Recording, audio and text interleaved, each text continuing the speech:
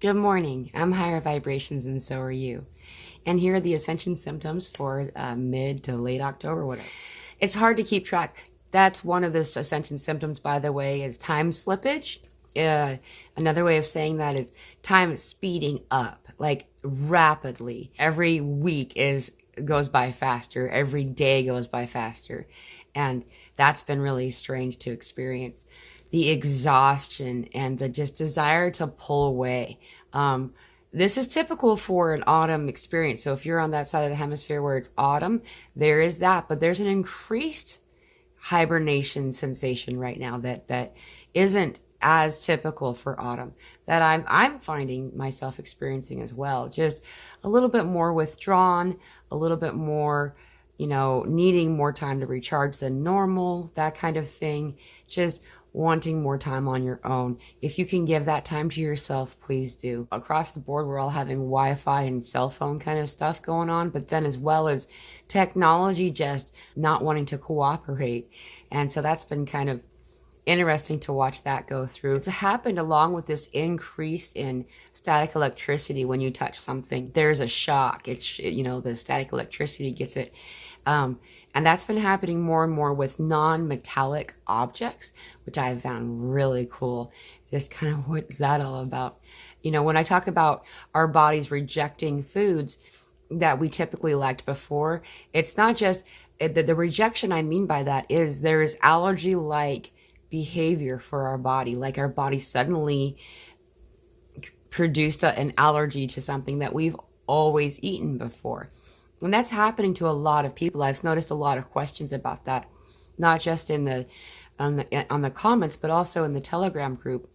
If you are interested, by the way, our Telegram group link is in the description of this video. It's really cool to have such a large group of people who are all on this journey that can kind of like say, hey, I'm going through this symptom. Are you too?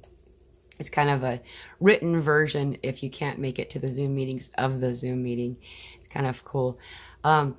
Other stuff about food too, though. It's not just that we're rejecting foods that we normally, our body's not wanting. It's rejecting these foods that we normally used to enjoy, but we're also finding ourselves no longer desiring a lot of the foods that we were eating before.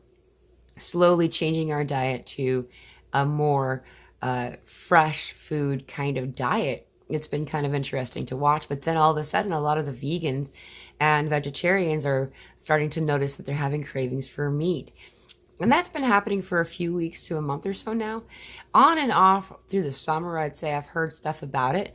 I didn't experience it until relatively recently, and I'm finding that my body's asking for it until I eat it, and then I'm just, that was really I really wish I didn't do that kind of a thing. Maybe, perhaps, my body's asking me to eat things that my body knows it will send through quickly to clean the system. And that's another point too, is we're having this mass purging experience. A lot of us purging, as in all the way across the board, weird acne stuff, having a lot of like mucus stuff, experiences for everybody. I've heard a lot of comments about that, as well as emails, and I'll thank you all for your emails and your comments. I'm sorry that I take so long to get to them. I try. I have a lot. I also do this soccer mom world too. So, balancing the different experiences is sometimes a little bit of a trick. So I do eventually get to people. I apologize for my delay. Other things about food, the just complete appetite loss. I just, nothing sounds good, and I find that I'm skipping more and more meals as a result. And that's okay. If you have a blood sugar related issue, then please be aware of that. Follow your body. You know what to do. Your body's telling you, and it has been telling you for a long time. What we're doing right now is we're learning the language of our bodies. For the longest time, our bodies have been speaking to us, and we have been conditioned to discount a lot of this information that our body's been giving us and instead do something different. So we don't always know what we're doing or not doing because we've been trained to do it otherwise. Just, listen to your body. Part of that is also a huge increase in water intake, allowing your body to drink the water that it wants. There's this desire for consumption, and we don't often know what that is. And so, like I was saying before about the appetite, I'm finding myself looking in the pantry, and then it turns out what my body really wants is water. Sometimes it wants tea, other times juices as well, but I'm noticing more and more and more that my body's saying, water, please, water. Also, stuff to do with heart palpitations. So let's talk about that too. So the heart palpitations, a lot of times they're brief. It happens for a brief window of time. A lot of times I've noticed that they're really profound. I've had them where the heart palpitations are so intense that I can feel them at the bottom of my rib. And it's like, wow, that's intense, and of course, trying to not go to that place of like fear and concern is hard when there's something like that happening. So please, any of these things that are occurring, if you feel the need to seek medical advice, please do. I am not a doctor. I'm simply giving my experience in this stuff that's been happening to us for a while. We're noticing a sphere of energy as a second heart. Now, a lot of us, this is a new topic to kind of explore, but having two hearts is a thing, and the energetic heart on the opposite side, and we're finding it that they're not as far over as has been kind of told to us earlier, but as this other heart center comes online, there's a lot of discomfort, aching sensations there, fluttering sensations and things like that, tapping almost on the rib cage there. Just know that there's stuff going on there, and you're activating, your DNA is being turned on. For the longest time, science has taught us that 90 to 95% of our DNA is junk DNA or garbage. And surprise, surprise, it's not. It was just dormant. At that time, it was inactive DNA, and now it's turning on. We're having a lot of things that are helping us to make this DNA turn on. As it does, we are having all of these symptoms, not just as a result of the activation of that DNA, but as we vibrate at a higher frequency as a result of having activated DNA, we're noticing a lot more things. For instance, we were vibrating at this space, and that's a beautiful space to vibrate at. It was a wonderful experience. And then as we started to vibrate a little bit higher, we started to notice other things that were also vibrating on that other level, and up and up and up. And so as we continue to explore the higher vibrational field of experience, we're starting to see new things. We're having visual representations of other beings, of angels, of entities, of this vast cosmos of experience that we hadn't perceived before. Others are seeing other cool things. For instance, the contact with ET and other energetic beings has increased substantially. And I'm speaking from personal experience as well as hearing other people discuss it too. As that's happening, we're noticing a lot more twitching in our body, and not just twitching in our face, which again, that was driving me crazy when that's happening, but then also like muscle spasms. So we're having large muscle groups being affected by this, as well as Charlie horses, which can be really uncomfortable. Breathe through it. We're moving density out. And when we're moving as a conduit of energy that you are, as we move this energy out, there's anything that is of density will be it'll feel like a resistance, but it's just that things are being cleared out. It's kind of cool. And while that's happening, we're getting more spine tingling. And what I mean by the spine tingling is like through the chakra centers all the way down, and particularly those who are just coming on into their awakening experience over the past 2 or 3 years, a lot of you are having root chakra shaking. It's a vibrational experience in that root chakra place, often associated with a Kundalini experience or a Kundalini awakening. So congratulations. It can be alarming at first, especially when your body responds to that kind of a thing. Just know you're okay. Also, on top of that, we're having a lot of palm and soles of feet experiences. And we're not just talking about how they're really, really hot or strangely cold. Well, previously I was having something somewhat similar to that, and that I knew was a chakra activation experience. My palms like light up as like they're on fire when there's some healing being asked for or that is being given. Let's talk about the headaches. The headaches are moving through us. We're having a lot of crazy headaches.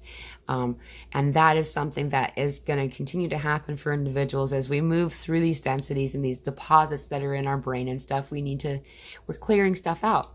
You're the great transmuter, so there's some other resources that can assist you through that. Meditations. Guardian of Orion has quite a few beautiful meditations like that.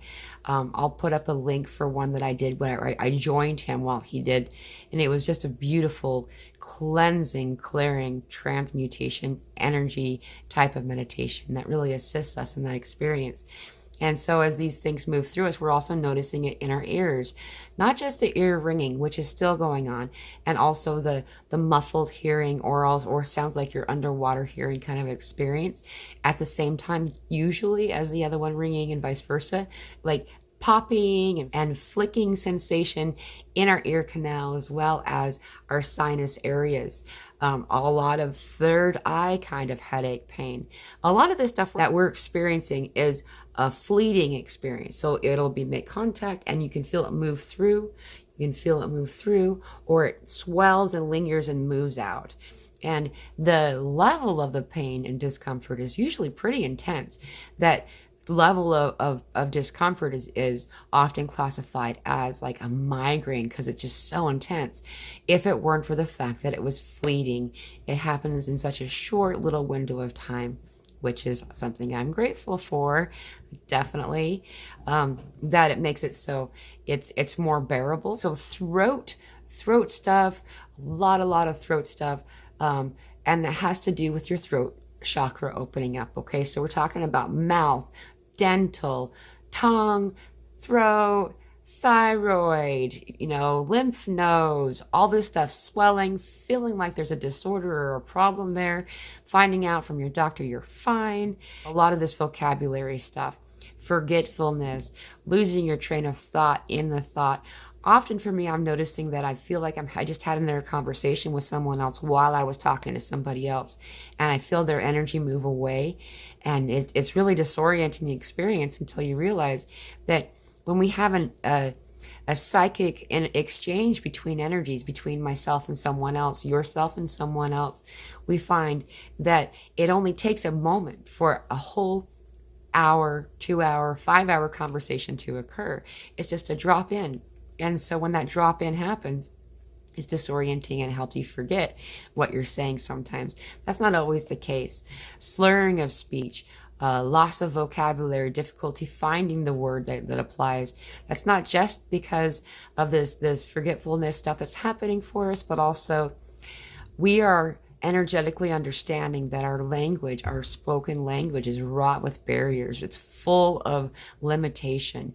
And not only that, but the words that we have available to us, most of them have been commandeered by a different energy and have tried to change them and make them less pure and beautiful. So we're finding the difficulty discovering a word that applies to a certain thing. So I'm noticing excess phlegm, again, purging experience, but it's really interesting that it's happening so close to the throat and the mouth. We have been a society that has lived in the third chakra as a human species for quite some time. The jog to the heart chakra has been like the big, everyone's trying to get to that point. And now, as a collective, many, many, many individuals have gotten to that heart and they're moving through the throat. And so not only are you feeling it because you're getting an upgrade or you're activating something there for yourself, but we're also empathically experiencing those around us. So just know a lot of that discomfort stuff is us feeling others, and that's so great. Those of us on this journey most often are really awesome at the top 4 chakras. We hang out there all the time. Like, that is our home. And a lot of us are finding, again, being called back to the lower 3 chakras. That sounds counterintuitive, that to ground and to use your root chakra will assist you in a spiritual related experience. The more that we ground, the more that we align all of our chakras, starting with our root chakra and moving up, then we are more able to participate in the spiritual way. And it feels uncomfortable and strange for a lot of us because, again, you haven't spent a lot of time there. So if you give yourself that a few minutes every day to focus on the lower chakras, that would really assist you in this experience at this time. Skin discomfort, feeling like the sensation of being burned, poking that feels almost like a pinprick or a mosquito bite or a bee bite or something like that. There's nothing there. Bouts of crying, and not always tears of sadness, joy and laughter and just a love cry. And that's been really cool, as well as the bouts of unexpected laughter. That's been the most fun experience for me. Laughing is so great. Shifts and disorientation, having this difficulty of really kind of almost feeling like you're not sure where the ground is. It just feels like we don't really know where we are in the space that we're in energetically. It's as if we kind of flipped around and we're just trying to figure out where the ground is just so you can stand. Tickling experience, kind of like poking, prodding, not bad though, just like tickle, tickle, tickle, a little pull, pull, pull. There's an energy experience that's happening for all of us. You are surrounded by a team of light. You have your own army of angels that have always been with you. And they're still there. And we're starting to be able to realize that we are truly experiencing them and that they are there. In that, know that they really want to help out. All you have to do is ask. For we live in the law of free will. And free will says that we must give consent. And that's also true, too, for things that you don't want. If something is occurring energetically that you are unhappy with, or that for some reason is causing you some uneasiness, you can say, I do not consent, and it will stop. Another powerful way to limit interaction, or to be sure that the interaction that you're having is with a pure enough energy, is to simply send I love you. When we say I love you with that energy where you push it, and I love you, love. When we do that, if it is not of love, it will flee. It cannot exist in the space of love. It's repelled by it. And if it is of love, it will answer back with love. And the amount of love that you can get back, it floats you. It feels so floaty and beautiful. And just ask. You can call them by name, the archangels, God, Jesus, the resonance of love. For God is the truest, most pure love. And the experience of being in that energy is so beautiful that it causes me to weep. The opposite of that is fear. And so as we're working on these two sides, we're trying to do our best to stay on the love side. Because when that place of love, then we can vibrate at that higher frequency space. When we're startled by some of these energies, that's okay. It happens. It's hard to not be startled by it. Then we do slip away a little bit from that higher vibration for that moment that we're in that place of fear or startlement. And the best answer to that is to laugh. Laugh at yourself, not mockingly, but in enjoyment of self and observing your experience. And that will immediately bring you back into that euphoric state of love. And the experience that has been presented at that time will then continue. But most of all, just be gentle with yourself. Know that you are not alone, that there are so many of us out here. And at any time, you're welcome to join our free Zoom meetings. They happen 3 times a week on Sundays, Tuesdays, and Fridays. It's just a space for a bunch of us to kind of compare notes and know that you're not alone and get that validation. It's really cool. Please know that you are part of this team, the Team Light. We came in here together. And though you may feel isolated at times, know that we are vibrating as one. Just as the vast organism of the rainforest, thriving as one single organism, so are we. We are in tune with one another. We connect with one another. And when these moments of different experience comes through, it's not always from other starseeds. Sometimes you're feeling those around you, such as the experiences of sudden anxiety and sudden heaviness and sudden loss feeling. That's often us experiencing others around us. You came here armed, ready, capable. From the many volunteers that were not picked, you were. I remember it. You were picked because you're the most capable. You got this. Please hang on. You're okay. I love you so much. Thank you for your service. Aha blessings.